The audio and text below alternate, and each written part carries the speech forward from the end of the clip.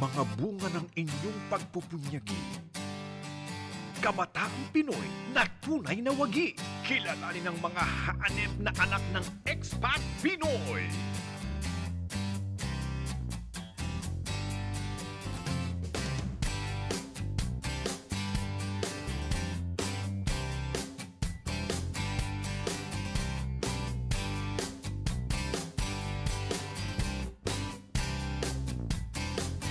Ang pinaka-importanteng aral na natutunan ko mula sa daddy ko ay yung pagiging marunong sa buhay. Yung pagiging masaya sa mga simpleng bagay at pagpapahalaga sa mga yun. Sa tulong ng aking mga magulang, nalinang ko ang aking mga kakayahan at ito'y ginagamit ko sa pagtatrabaho bilang isang doktor at magtulong sa iba sa pagpapatupad ng programa nila.